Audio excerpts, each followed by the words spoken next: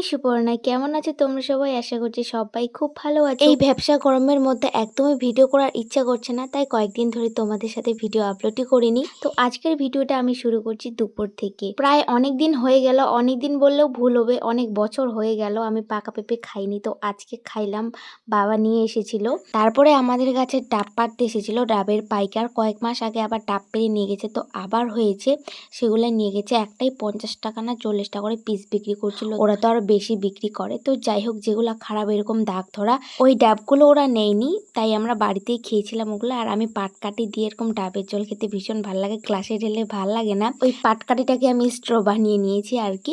এগুলো খেতেও আমার একদম পেট ভর্তি। তো তারপর ভাত খাইনি। ওর বিকাল বেলা আমি বাড়ির কাজগুলো করছিলাম, আর এত গরম পড়েছে, ভীষণই গরম কয়েকদিন ধরে। বৃষ্টিগুলো তো আগেই হয়ে গেল, বৃষ্টিগুলো কিন্তু এখন দরকার ছিল।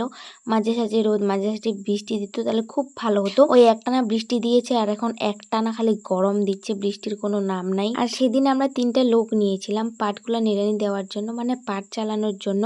যে জমিটাতে আমরা ভুট্টা লাগিয়েছিলাম সেই জমিতে পাট ফেলেছি, তো তার জন্য দেরি করে যেহেতু ফেলেছি, মানুষের তখন অনেক বড় বড় পাট হয়ে গেছে, আর আমাদের কেবল খালি 4-5 আঙ্গুল হয়েছে দেরি করে লাগানোর জন্য। আর যেহেতু কাজের লোক নিয়েছি মানে জন, তো তার জন্য ওদিকে খাওয়াতেও হচ্ছিল।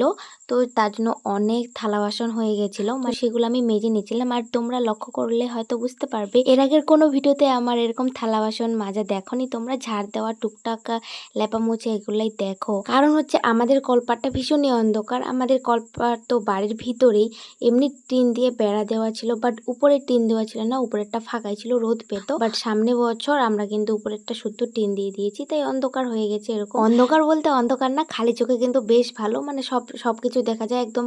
কিন্তু ভিডিও করতে গেলে তো অনেক লাইট প্রয়োজন, অনেক আলোর প্রয়োজন, যেহেতু এখানে সূর্যের আলো ঢুকে না। তো যাই হোক, তার জন্য আমি দেখাইনি, বাট আজকে কি মনে হলো তাই দেখিয়ে দিলাম। তারপরে বাসন টাসন ধুয়ে কলপাটটা আমি সবসময় পরিষ্কার করে রাখি। সকালে একবার, দুপুরে চান করার সময় এমনি পরিষ্কার হয়ে যায়, আর বিকালবেলা সব কাজ হয়ে গেলে তারপর কলপাটটা আমি একদম ঝাড়টা দিয়ে পরিষ্কার করে রাখি। আমার বেশ ভালো লাগে, নাহলে কলপাট নোংরা থাকলে আমার একদমই ভালো লাগে না।